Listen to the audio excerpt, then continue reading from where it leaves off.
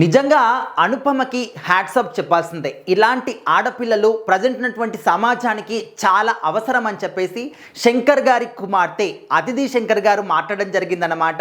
అయితే రీసెంట్గా అనుపమ గారు మాట్లాడేటువంటి మాటలు ఏ రకంగా జనాల్లో అంటే కాంట్రవర్సీ అంటామా, లేకపోతే ఒక అభిప్రాయం అంటామా, లేకపోతే ఎదుటి వాళ్ళపై ఉన్నటువంటి కోపం అంటామా, కక్ష అంటామా, ఈ విధంగా ఎవరికి తోచినట్టు వాళ్ళైతే రకరకాలుగా అనుకుంటూ ఉన్నారు. మరి అనుపమ గారు ఏ విధంగా చెప్పారు అంటే తన యొక్క జీవితంలో జరిగినటువంటి కొన్ని సందర్భాల్ని, ముఖ్యంగా లైఫ్ పార్ట్నర్ విషయంలో మాత్రం చాలా క్లిష్టమైనటువంటి విషయాలను షేర్ చేసుకున్నారు. నిజంగా వేరే హీరోయిన్ అయి ఉంటే, లేకపోతే వేరే ఎవరైనా అయి ఉంటే ఈ విధంగా ఎవ్వరు కూడా చెప్పేవాళ్ళు కాదన్నమాట. ముఖ్యంగా ఒక సెలబ్రిటీ స్టేటస్లో ఉన్నటువంటి ఒక స్టార్ హీరోయిన్ రేంజ్లో ఉన్నటువంటి అనుపమ గారు ఈ విధంగా మాట్లాడడం, అదేవిధంగా ఇంత ఓపెన్గా ఇంత ధైర్యంగా చెప్పడం అనేది నాకు చాలా నచ్చింది అని చెప్పేసి అదిగా చెప్తూ ఉన్నారనమాట.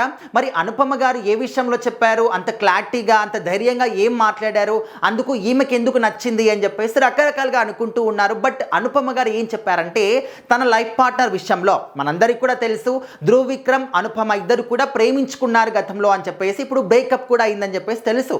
కానీ అనుపమ గారు ఒక ఇంటర్వ్యూలో మాట్లాడుతున్నప్పుడు ఏం చెప్పారు అందరికీ కూడా గుర్తుండే ఉంటుంది. అంటే ఆ పర్సన్ పేరు మెన్షన్ చేయకపోయినప్పటికీ కూడా ఒక పర్సన్ నా జీవితంలోకి వచ్చి నా జీవితం మొత్తాన్ని కూడా కట్టడి చేయాలనుకున్నాడు.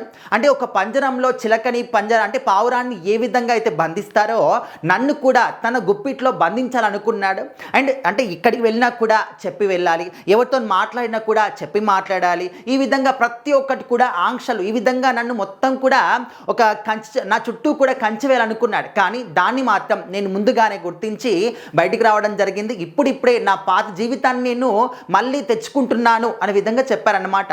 సో ఆ విధంగా ఒక లైఫ్ పార్ట్నర్ విషయంలో ఇంత ధైర్యంగా ఇంత ఓపెన్గా చెప్పడం అనేది చాలా బాగా నచ్చింది. సో ఆమె చెప్పిన తర్వాత ఎవరు ఏమనుకుంటున్నారు అనేది కూడా అది నన్ ఆఫ్ బిజినెస్ అన్నమాట, తనకు అవసరం లేదు. కానీ తను చెప్పాలనుకుంది డైరెక్ట్గా చెప్పడం, ఇంత ఓపెన్గా చెప్పడం, పబ్లిక్ ప్లాట్ఫామ్లో చెప్పడం అనేది చాలా గొప్ప విషయం. తన యొక్క ఆ ఎఫర్ట్స్కి హ్యాట్సప్ చెప్పాల్సిందే అని చెప్పేసి శంకర్ గారి కుమార్తె అద్దిగా చెప్తున్నారనమాట. సో మరి తన సినిమా వన్స్ మోర్ అనే సినిమా యొక్క ప్రచారంలో భాగంగానే ఆ విధంగా మాట్లాడడం జరిగింది. సో ఈ మధ్య కాలంలో ఏంటంటే పురుషులు చాలామంది కూడా ఆడవాళ్ళని ఈ విధంగా అంటే లోబర్చుకోవడం కానీ, వాళ్ళ చేతుల్లో బంధించుకోవడం కానీ ఇలాంటివి చేస్తూ ఉన్నారు. సో అలాంటి వాళ్ళకి సరైన బుద్ధి చెప్పింది ప్రతి ఒక్క ఆడపిల్ల కూడా ఇదే తెగువతోని ఉండాలి అని చెప్పేసి తను చెప్తూ ఉన్నారు. సో ప్రజెంట్ తను మాట్లాడేటువంటి ఆ వీడియో క్లిప్ అనేది సోషల్ మీడియాలో చాలా ట్రెండ్ అవుతూ ఉంది.